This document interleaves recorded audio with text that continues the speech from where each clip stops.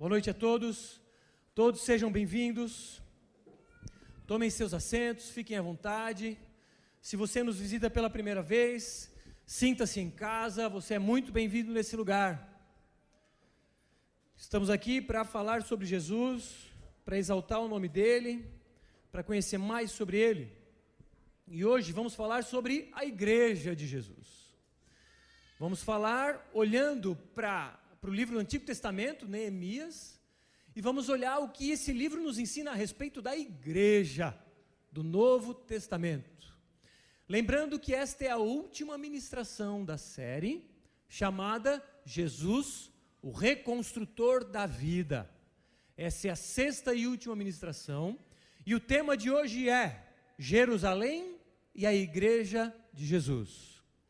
Então, estamos na sexta ministração da série Jesus, o Reconstrutor da Vida, com o tema Jerusalém e a igreja de Jesus. Hoje vamos falar sobre Neemias 11 e 12. Alguém pode virar o retorno para mim, por favor, Mário? E vamos relembrar aqui das ministrações ao longo dessa série. A primeira delas, se você bem lembra, falamos sobre oração como nossa primeira ação. Lemos Neemias ao longo do capítulo 1 e falamos, lembra que quando Neemias, lá no Império Persa, lá distante de Jerusalém, soube que o seu povo estava com problema. Diante disso, ele se entristece e a primeira ação dele foi o quê? A oração. Aprendemos que a nossa primeira ação diante de grandes problemas deve ser a oração. Na segunda ministração, falamos sobre Neemias elaborar um plano. E Neemias organizou um projeto, apresentou ao rei, e recrutou voluntários para trabalhar com ele, e juntos foram averiguar os problemas lá de perto, lá em Jerusalém, o que se passava naquela cidade. Na terceira ministração, falamos sobre a distribuição de função na reconstrução dos muros. Os muros estavam destruídos e pessoas foram levantadas para reconstruir as muralhas ao redor de Jerusalém. Na quarta ministração, falamos sobre sonhos. Lembram-se quando falamos sobre os nossos sonhos estarem alinhados aos planos de Deus para a glória dele. E estes sonhos, Jesus se compromete a lutar conosco. Na quinta ministração, semana passada, Neemias 8, 9 e 10, falamos as características de um avivamento presente naquele momento, quando que nós entendemos que nós devemos suplicar por um avivamento. E nós reunimos-nos, lembra? Fizemos como que um compromisso diante de Deus de lutarmos contra os nossos pecados e suplicarmos para que Deus derrame um despertamento na cidade de Criciúma. E hoje, última ministração dessa série, de novo intitulada Jerusalém e a Igreja de Jesus. Portanto, vamos falar sobre igreja. Igreja hoje é uma instituição em descrédito. As pessoas não dão moral para a igreja. Por uma série de motivos, pastores não têm moral em nossa sociedade. Pastores não são nada bem vistos na nossa cidade. Por exemplo, todos sabem, estamos aqui procurando salas para alugar, e eu, tendo contato com proprietários de salas, e por 3 ocasiões, proprietários me disseram, já tive problema com a igreja, pastor que não pagou aluguel, pastor que vendeu as coisas minhas aqui da sala, enfim, caras que supostamente são pastores de igreja, e denegrindo a imagem do nosso Senhor Jesus Cristo, dizendo-se igreja e não pagando conta. E não são só pastores, mas inúmeros supostos cristãos envergonham o nome de Jesus lá fora. Por essas e outras, se dizer cristão protestante ou cristão evangélico, definitivamente não é uma boa nomenclatura, tendo em vista o nosso filme estar queimado lá fora. E por essas e outras, as pessoas têm dificuldade de se envolver com igrejas. Elas têm dificuldade de se entregar a comunidades e se disserem como que estou junto com vocês, conta comigo, conta com os meus dons, conta com a minha família, conta com os meus recursos financeiros, conta com o que precisa na igreja. Sabe, hoje é muito difícil as pessoas comprarem a briga, por assim dizer, de se envolver numa igreja, de se entregar de corpo e alma, irmãos. Há igrejas, essa não é a cultura brasileira, mas vemos outros países, ouço histórias nos Estados Unidos, por exemplo, de que as pessoas se movem, as suas vidas particulares, conforme se move a igreja. Por exemplo, a Igreja Viva vai plantar uma igreja em Siderópolis. Meia dúzia de pessoas da igreja transferem as suas vidas para Siderópolis, arrumam um emprego em Siderópolis, transferem as suas crianças de escola para Siderópolis, mudam-se para lá, para efetivamente servir em uma igreja em plantação. Então vemos histórias de pessoas que se movem ao redor da igreja, porque entendem que o reino de Deus é manifesto na igreja, e portanto a sua vida gira em torno dela. Mas aqui é fato, não é a nossa característica, eu digo em termos de Brasil, sobretudo no sul do Brasil. E para entendermos o que é igreja, precisamos entender primeiro o que não é igreja. Igreja não é um clube. Igreja não é um clube que, se você se associa, você paga uma mensalidade, você usufrui das estruturas físicas ou da agenda social desse clube. Não é. Igreja também não é uma ONG que veio para matar a fome de todos, da cidade. Não é. Obviamente, a igreja se envolve em questões sociais, mas a principal obra de uma igreja é pregar o evangelho de nosso Senhor Jesus Cristo e fazer discípulos para Ele. Claro, ela se envolve em obra social, mas ela não é uma ONG cuja bandeira é a obra social, faz parte dela. Mas para entendermos o que é melhor uma igreja, vemos diversas metáforas ao longo do Novo Testamento, porque no Antigo Testamento não existia igreja. A igreja é uma, entre aspas, uma invenção do Novo Testamento, de Deus, é óbvio. Mas Jesus fala que a igreja é uma videira.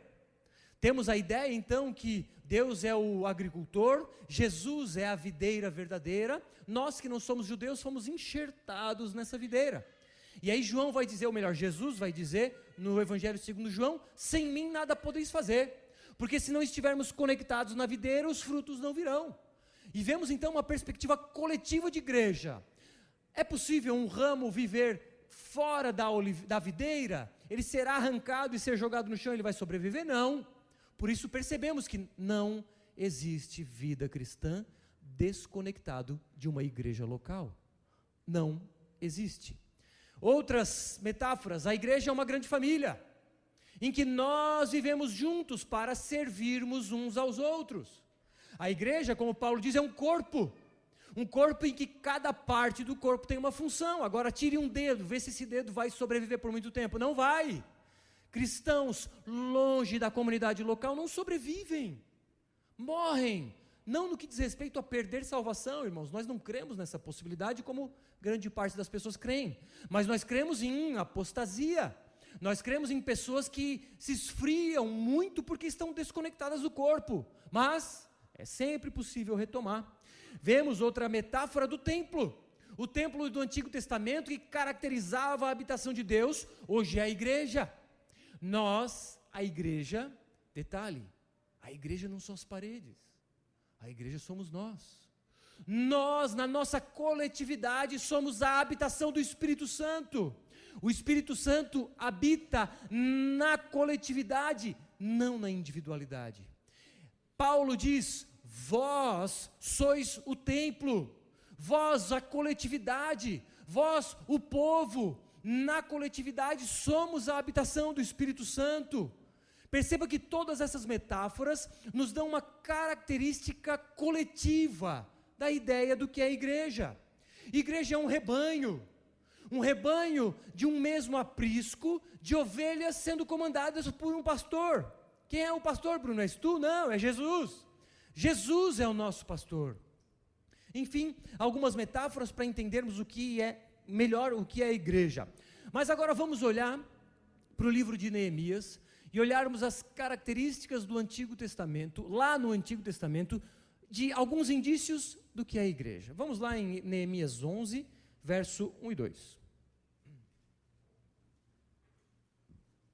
Diz assim: os líderes do povo passaram a morar em Jerusalém, e o restante do povo fez um sorteio para que, de cada 10 pessoas, uma viesse morar em Jerusalém, a santa cidade, As outras 9 deveriam ficar em suas próprias cidades.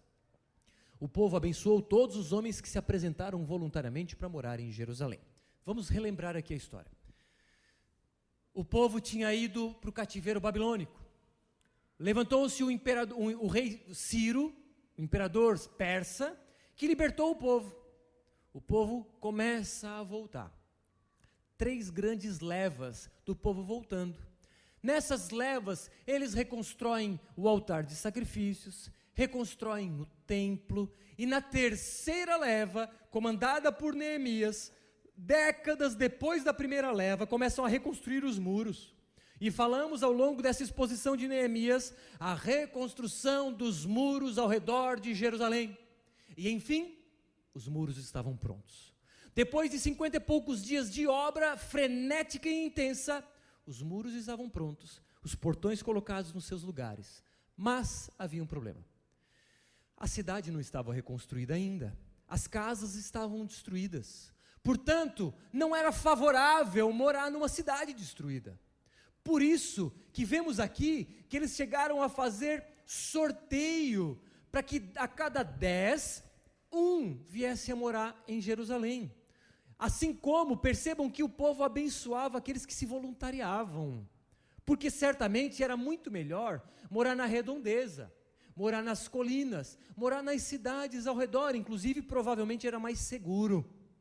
Vemos também no verso 1 que os líderes do povo passaram a morar em Jerusalém.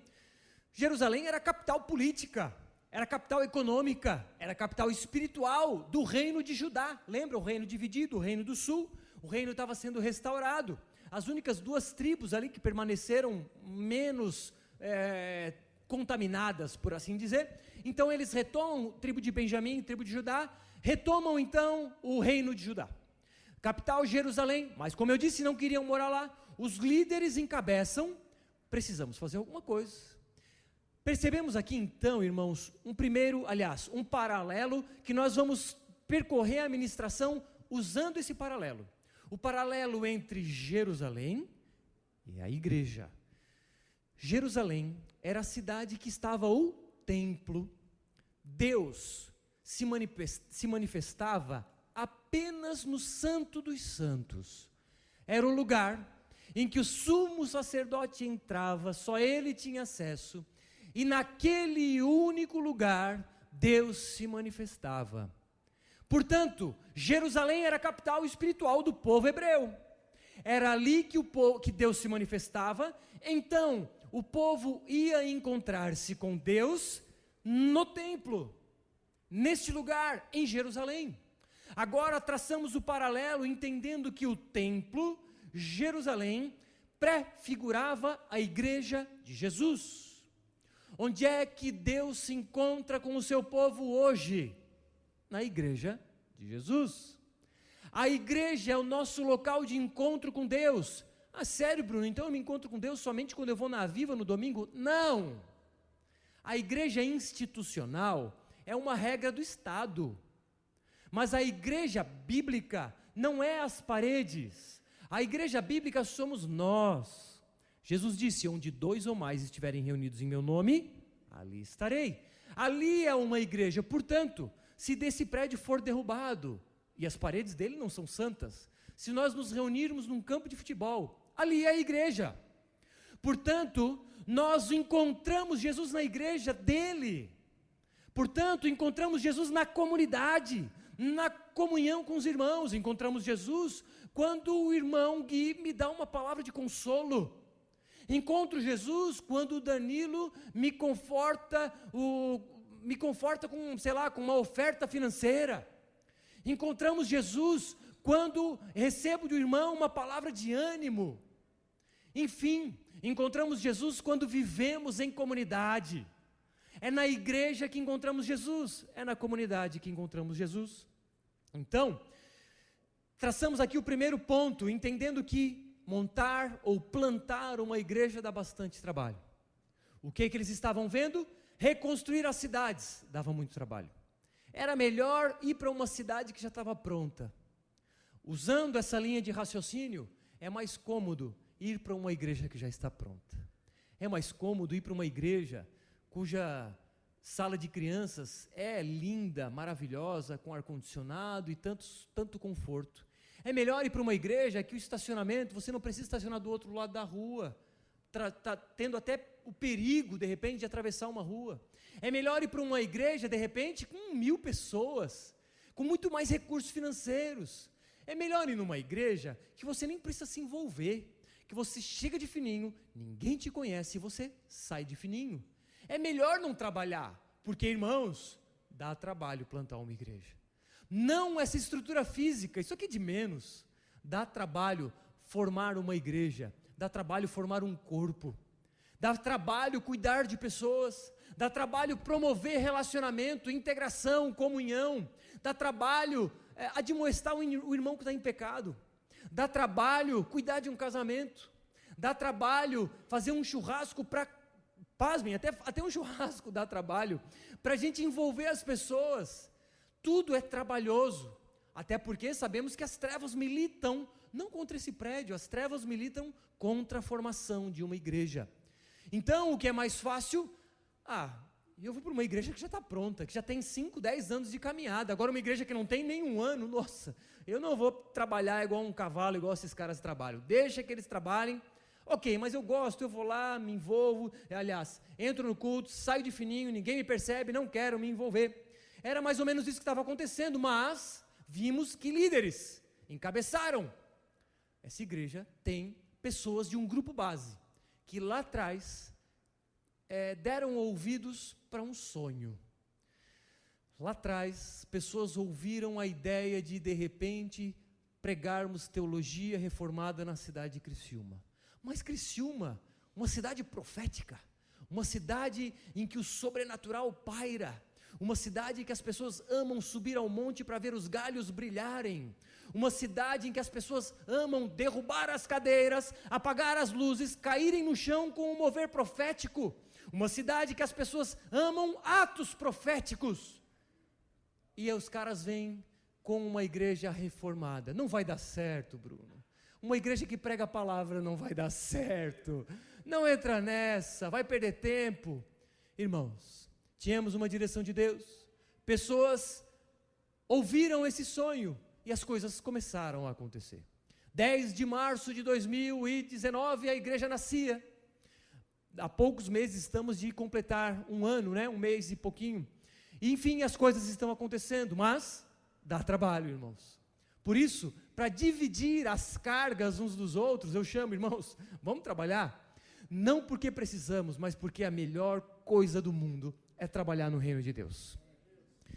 Enfim, dá trabalho, mas sempre tem voluntários. E vimos aqui, 1 a cada 10 era sorteado, mas muitos voluntários. Como por pura graça de Deus, nós temos muitos voluntários, irmãos. Por pura graça, uma igreja pequena, já com 2 equipes, um culto de manhã, um culto à noite.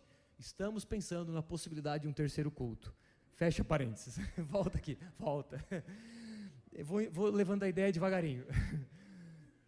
Então, enfim, Jerusalém era o centro espiritual, o lugar que era a habitação de Deus. Hoje a igreja, nós somos a habitação de Deus, fazemos esse paralelo. Os líderes tomam a frente, poucos se aventuram, muito trabalho, é mais cômodo ficar sentado. Mas eu pergunto a vocês, o que é melhor? Ver ou participar? Ver o que Deus está fazendo ou dizer, estou junto nessa, eu estou participando do que Deus está fazendo na Viva? Eu posso dizer, irmãos, é muito melhor participar do que observar. Beleza, dá trabalho, mas também temos as coisas boas. Igreja, não que não seja bom, dá trabalho, mas é muito bom. Igreja é formada por pessoas. Vamos ver o capítulo 11, versos 4 e 5. Além deles, veio gente tanto de Judá quanto de Benjamim viver em Jerusalém.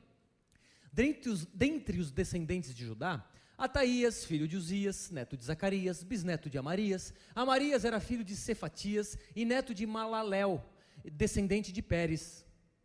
Maacéias, filho de Baruque, neto de Colrosé, bisneto de Asaías. Asaías era filho de Adaías, neto de Joiaribe, bisneto de Zacarias, descendente de Selá. Gol. Bom, sempre que a gente chega numa lista de nomes na Bíblia, tire a primeira pedra aquele que não faz isso, de vez em quando. A gente costuma pular, né? Puxa, lista de nomes, crônicas mesmo, pula. Enfim, irmãos, há um propósito dessas listas. E Neemias tinha um propósito de escrever esses nomes. Era uma espécie de censo para escrever quem eram as pessoas que estavam morando em Jerusalém. Havia uma lista dos representantes das famílias. Com isso aprendemos, trazendo esse paralelo para a igreja, que a igreja é formada de pessoas. A igreja, embora tenha essa perspectiva coletiva, ela tem uma perspectiva também individual. O coletivo é formado por pessoas. E o problema, às vezes, de igrejas que crescem, é que perde-se a individualidade. E aí pessoas já não são mais cuidadas. Pessoas já são vistas como números. Pessoas, infelizmente, já são vistas como cifras. E nós não queremos perder isso, jamais. Tanto é, irmãos, tanto é que prezamos por muitos pastores nessa igreja. Tanto é que contratamos um assistente pastoral, que nesse momento deve estar trabalhando, correto? Tá? Lá na Kids. É isso aí. Assistentes pastorais também são para isso. Enfim, porque entendemos o que, irmãos? Que a igreja já está tomando uma proporção de 100, 120 pessoas envolvidas, precisamos de mais um pastor. Esse nosso assistente pastoral é o Diego, né? Todos conhecem o Diego que canta, mas Deus, né? Esse é o Diego, todo mundo conhece. Ele foi contratado como nosso assistente pastoral. A igreja vai pagar o seminário para ele, ele vai começar junto com o Gui, vão começar o seminário Martin Butzer, porque entendemos que temos que formar os nossos pastores, e temos que investir na vida desses caras, para a glória de Deus. Beleza, igreja é formada por pessoas, e pessoas precisam ser cuidadas. Mas, quem são as pessoas de nossa responsabilidade? Será que você que está sentado é responsabilidade minha? Sabe quem são as pessoas de nossa responsabilidade? Somente os membros. Existem os frequentadores e existem os membros. Existem aquelas pessoas que vêm de vez em quando no culto, que não têm compromisso, que não se envolvem. Estes são a multidão. Estes são os frequentadores. Os membros são aquelas pessoas que compraram a briga, que disseram: Bruno, pode botar meu nome na lista aí, ó. Neemias colocou do Maacéias, coloca o meu nome na lista da Aviva aí. E você? Você é membro dessa comunidade? Você bate no peito dizendo: eu sou cristão em primeiro lugar? Você não é avivariano, você não é avivense, não, nada disso, você é cristão.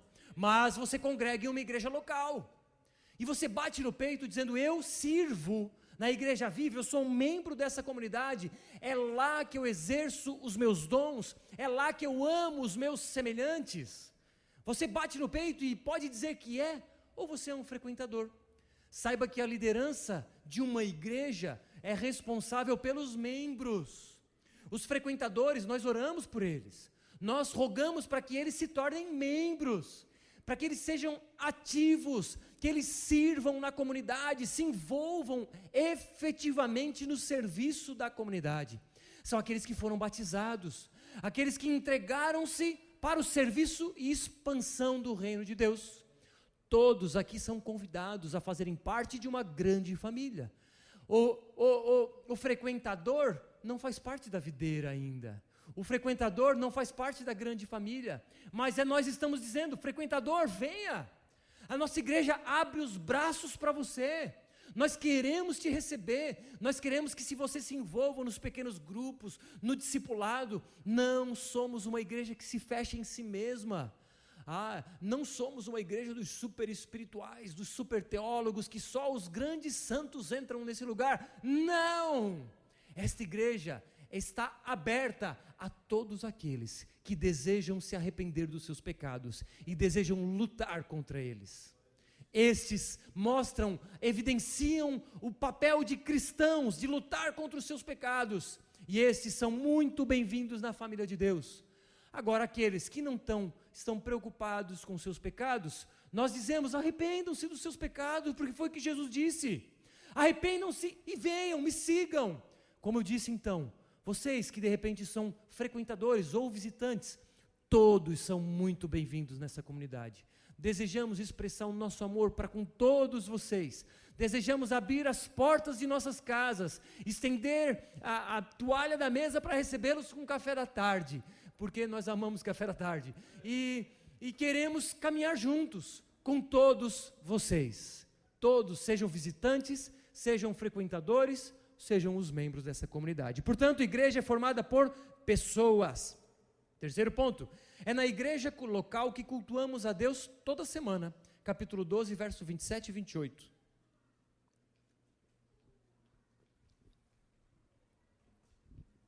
Por ocasião da dedicação dos muros de Jerusalém, os levitas foram procurados e trazidos de onde moravam para Jerusalém para celebrarem a dedicação alegremente, com cânticos e ações de graças, ao som de símbolos, harpas e liras. Os cantores foram trazidos dos arredores de Jerusalém, dos povoados dos netofatitas. O que estava acontecendo? Lembram-se? As muralhas estavam prontas.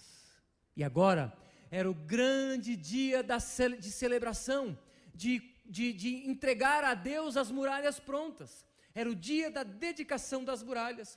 Os levitas foram chamados, os músicos foram chamados, os sacerdotes foram chamados para uma grande festa.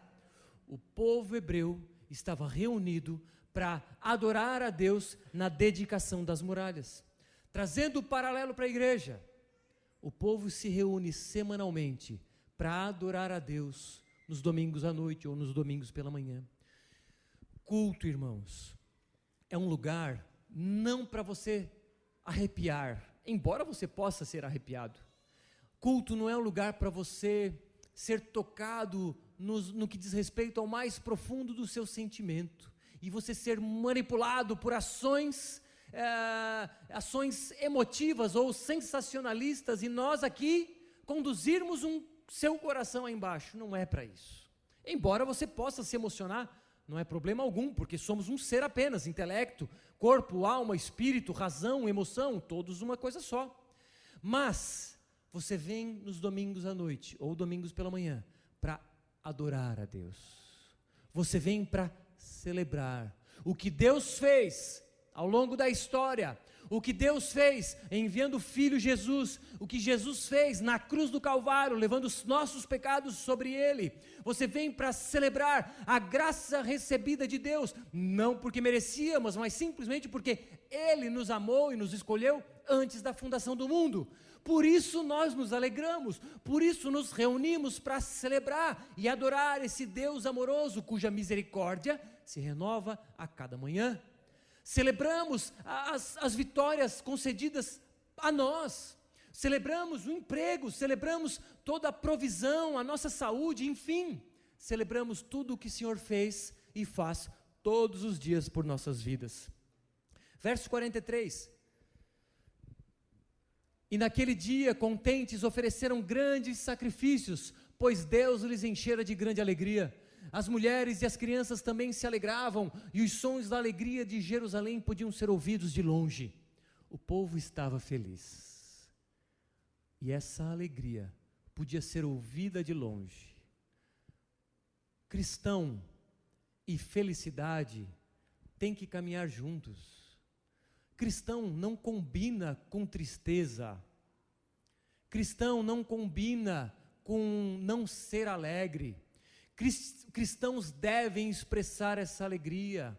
Cristãos devem ser felizes. Os nossos cultos devem ser alegres. Nos nossos cultos devemos celebrar, adorar, sermos felizes. Por quê, Bruno? Porque Ele prometeu prosperidade financeira? Não! Porque Ele prometeu vida. Porque Ele prometeu um carro novo, um emprego novo, de repente uma casa na praia, um Audi ou uma BMW? Não. Ele prometeu vida eterna, para aqueles que reconhecessem Ele, Senhor Jesus, como seu Senhor. Não estamos aqui para promover vitória material, vitória em bênçãos, promover tudo aquilo que essa terra pode prover. Estamos aqui, não para prometermos, mas para proclamarmos as promessas de Deus, as promessas de vida eterna. de uma vida com Ele, eterna, e essa eternidade pode ser vivida já neste dia de hoje.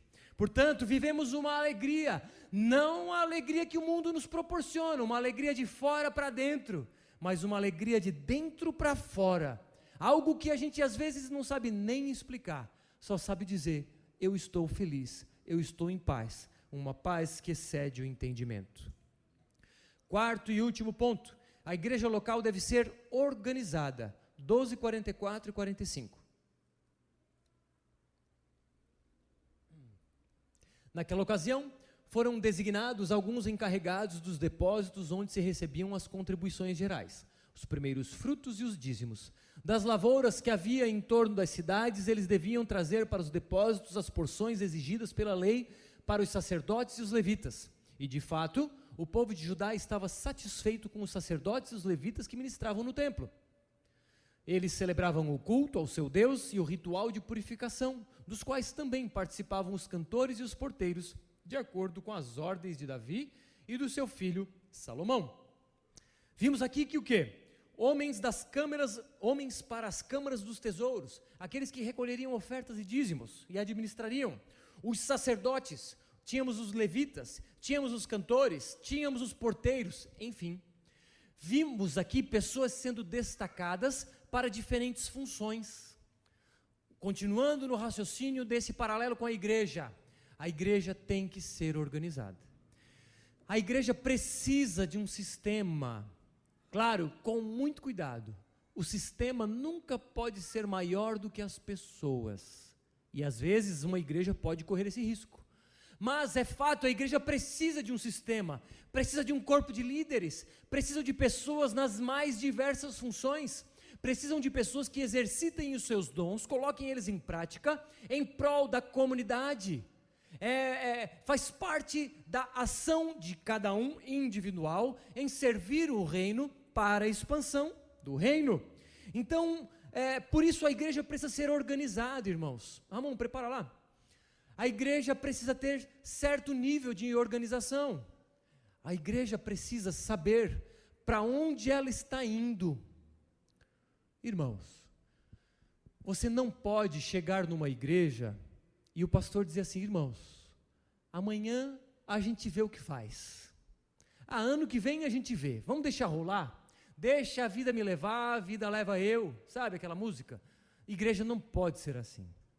Deus nos deu um intelecto, Deus nos deu organização, precisamos estruturar organizacionalmente a igreja para caminharmos de forma adequada. Claro, o homem faz planos, mas é Deus que dirige os passos. Se Deus quiser mudar os nossos planos, amém, que assim seja feita, a vontade de Deus. Mas só para que você tenha uma ideia a respeito daquilo que temos planejado para essa comunidade. Qual é a nossa missão?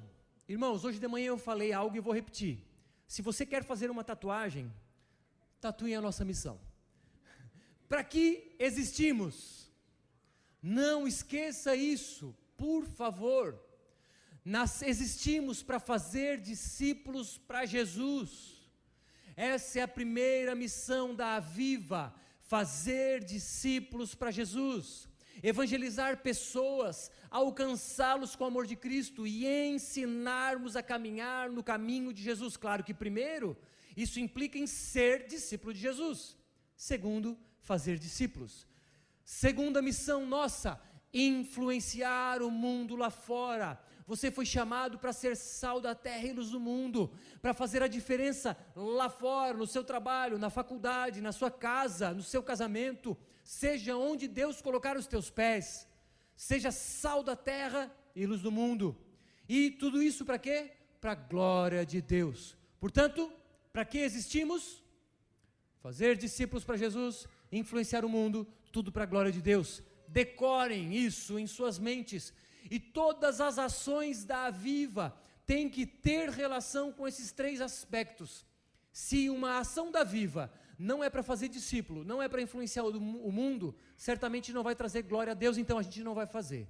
Todas as nossas ações estão envolvidas nesses três aspectos. Quais são os nossos pilares? O que sustenta essa comunidade Pilar tem um aspecto de verticalidade, o que une nós a Deus, o que nós entregamos a Deus. Quais são os pontos? Pregação chocante, adoração vibrante, oração constante, testemunho impactante. Esses são os pilares que sustentam essa comunidade. Qual é o caminho? Você chega na igreja, normalmente pelo culto, você é encaminhado para pequenos grupos. Tínhamos ano passado, interrompemos agora para férias, logo em seguida reiniciaremos os pequenos grupos. Inclusive, neste sábado temos o primeiro encontro dos jovens casais. Se você casou há pouco ou está prestes a casar, você está convidado a caminhar com a gente para ouvir uma palavra específica voltada aos jovens casais.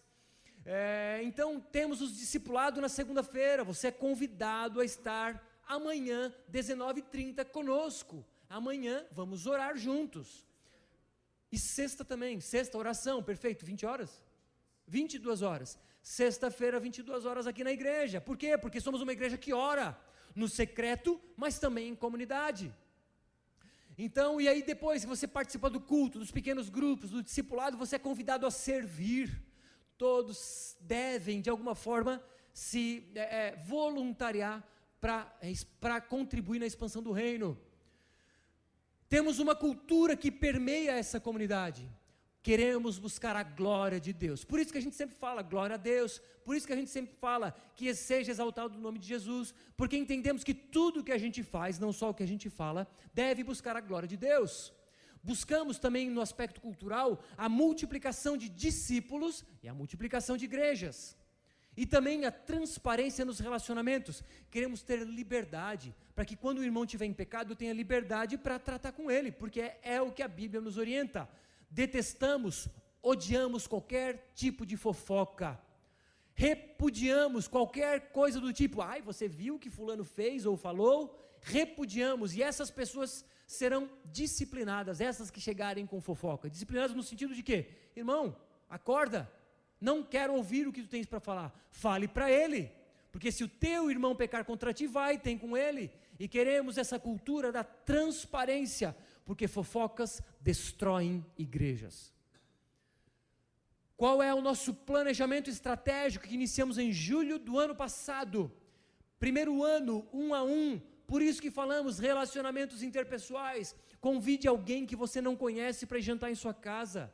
No final do culto, converse com alguém que você está vendo na igreja e de repente você nunca teve a oportunidade de conversar.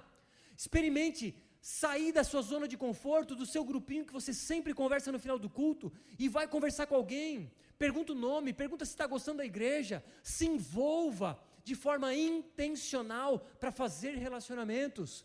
Em julho iniciaremos a segunda parte do nosso planejamento que fala sobre todos somos um. Vamos falar mais sobre coletividade, sobre serviço dentro da comunidade. E o terceiro ano, então em julho de 2021, começaremos a trabalhar lá fora, de forma mais específica e atuante. Hoje a gente vai no asilo, hoje a gente faz algumas ações, mas ainda de forma muito discreta. A ideia é que no terceiro ano, aí sim a gente vai com mais força lá para fora, quando a igreja já está mais estruturada.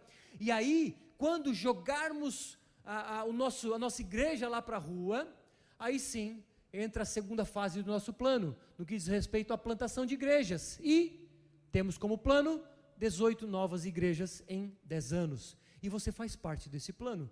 É loucura? Pode parecer que seja. Mas era loucura também, talvez, Gui, há 1 ano e meio atrás, quando nos reuníamos no subsolo do consultório do Gui, ali no Naspolini, em 3 casais, quando que imaginaríamos que estaríamos nesse lugar com esse povo todo? Se qualquer pensamento desse tipo, naquele tempo, seria uma aparente loucura. Qualquer pensamento desse tipo, hoje, é uma aparente loucura. Mas para Deus, que sempre faz infinitamente mais do que pensamos, pedimos ou oramos, para Ele nada é impossível e você é convidado a fazer parte disso. 18 igrejas em 10 anos. Enfim, irmãos, esse é o nosso organograma. É assim que funcionamos. E você é convidado a fazer parte deste organograma. Portanto, arregace as mangas, vamos trabalhar. Mas quero concluir, quero chamar o louvor aqui, e quero concluir com os seguintes pontos. Olha só, então, primeiro ponto, identificamos o paralelo entre Jerusalém e a igreja. Jerusalém, o templo, o povo buscava a presença de Deus em Jerusalém no templo. Agora, a igreja é o paralelo, o templo, Jerusalém e o templo, prefigurando a igreja de Jesus. Vimos que plantar uma igreja dá bastante trabalho. Vimos também que uma igreja é formada por pessoas, por membros. Os membros se voluntariam, os membros se envolvem na comunidade. Vimos também que uma igreja celebra semanalmente o culto e se alegra por causa disso. E vimos que uma igreja, ela é organizada, ela tem planos, ela tem um projeto organizacional. Mas olha só, vai um pouco mais além disso. Vamos lembrar da história. A cidade estava sendo reconstruída. Isso foi mais ou menos 400 e poucos anos antes de Cristo. Séculos depois deste texto escrito. Irmãos, esse texto, cronologicamente, é um dos últimos textos do Antigo Testamento. Embora ele não esteja no final, cronologicamente ele é um dos últimos textos. Então, irmãos, séculos mais tarde Jesus viria. O que isso significa? A cidade de Jerusalém estava sendo reconstruída para receber o Messias. O templo estava sendo reconstruído para receber o Messias. E olha que interessante, o templo prefigurava Jesus. Jesus disse, está vendo esse templo? Ele será destruído, mas será reconstruído em 3 dias. Jesus falava sobre ele. Jesus é o nosso templo. Então, o Antigo Testamento, com todas as atividades no templo, de sacrifícios de animais, prefiguravam o sacrifício do Cordeiro, Jesus Cristo na cruz, no madeiro. Todas as ações do Antigo Testamento, as purificações, tudo isso prefigurava Jesus, e tudo isso era uma preparação para o dia da chegada do Messias. O templo, Jerusalém, tudo sendo reconstruído e preparado para a chegada de Jesus. E o que acontecia? O povo, neste momento, ansiava por descanso. O povo estava cansado. E o povo queria descansar. Jesus é o nosso descanso. Jesus é o nosso sábado. Jesus é o nosso descanso, é o descanso de quem está cansado. Lembra o que ele disse? Vinde a mim, você que está cansado e sobrecarregado, porque eu vos aliviarei. Se Jerusalém sendo reconstruída era o descanso do povo, Jesus é o nosso descanso, porque Ele é o reconstrutor da vida. Ele disse, eu sou a ressurreição e a vida, quem crê em mim, ainda que esteja morto, viverá. Eu sou o caminho, a verdade e a vida, ninguém vem ao Pai a não ser por mim. E ele disse, eu sou o pão da vida, aquele que vem em mim não terá fome, quem crê em mim nunca terá sede. Jesus é o reconstrutor da vida. Jesus é aquele que dá vida a quem está cansado, é aquele que dá ânimo ao depressivo, é aquele que traz das trevas aquele que estava morto. Jesus é o descanso para o teu casamento que está com problema. Jesus é o descanso para a tua vida cheia de aflições. Jesus é o descanso para o teu problema físico. Jesus é o descanso, sobretudo, para a morte espiritual. Jesus é o nosso descanso eterno. É aquele que dá vida àquele que está morto. É aquele que traz a libertação àquele que está cativo. É aquele que abre os olhos daquele que está cego e abre os ouvidos do surdo. Jesus é o nosso descanso. E, sobretudo, Jesus é o descanso das nossas tentativas de autojustiça. Se você, como os judeus, buscavam por mérito próprio se ver bem diante de Deus, saiba que nenhum deste esforço terá valor. Todo o nosso esforço de autojustiça, todas as nossas tentativas de nos ver bem com Deus, todas as nossas tentativas de fazermos boas obras para sermos merecedores do céu, todas serão em vão. Se você faz alguma coisa de bom para receber os céus em troca, nada disso trará benefício algum. Se você vem no culto para receber uma bênção no sentido de salvação, você não entendeu a graça. Se você acha que deve orar para ser merecedor de estar na presença de Deus, você não entendeu o que é a graça salvadora. A graça é aquilo que Jesus fez em meu favor, que me torna apto para entrar no Santo dos Santos, como o autor de Hebreus nos disse. Agora sim podemos nos adentrar com confiança ao trono da graça, porque esse caminho foi pavimentado com o sangue de Cristo. Este caminho que nos leva a Deus não foi pavimentado com boas obras. Boas obras são como que escadas que tentamos chegar aos céus, mas cristianismo gracioso é aquele que Jesus desce do céu por uma escada para alcançar a nós perdidos. Jesus é a escada de Jacó. Jesus é aquela escada que João falava, cujos anjos desciam e subiam por essa escada. Jesus é a escada colocada dos céus à terra e que Ele vem em nossa direção. Nunca é no cristianismo o homem que vai em direção a Deus. Cristianismo da graça é aquilo que Jesus fez para nos alcançar. E Ele disse: não foram vocês que me escolheram, mas eu escolhi a vós. Portanto, se você tenta buscar alternativas de autojustiça, Ele diz: vinde a mim, porque isso cansa. Essas boas obras, supostas boas obras, cansam e não trazem favor a nós. Nós recebemos esse favor não porque merecemos, e isso é graça. Agora Ele é o nosso descanso. E vamos, olha só, para finalizar, fazer uma teologia do descanso. Deus fez a terra, toda a sua criação em 6 dias, e no 7º dia Ele descansou. Deus fez Adão e Eva e disse: vocês vão trabalhar, vão dar nome aos animais, mas no sábado, no 7º dia, vocês devem descansar. E vem o povo hebreu com todas as suas atividades no templo, mas no sábado eles deveriam descansar. E o povo na terra prometida, de repente é levado para o cativeiro egípcio. Lá no cativeiro, no Egito, o povo sobrecarregado, e havia uma promessa de libertação, para que chegassem de novo na terra prometida. Para quê? Para descansar. E o povo é liberto do Egito, e no deserto o povo peca, e Deus diz, Salmos 95, vocês não vão entrar no meu descanso, mas a nova geração vai entrar, além de Josué e Calebe, entram na terra prometida e descansam. Passam os séculos, de repente pecado de novo, são levados novamente cativos, agora para a Babilônia, história que contamos aqui, e o povo ansiava por quê? Descanso.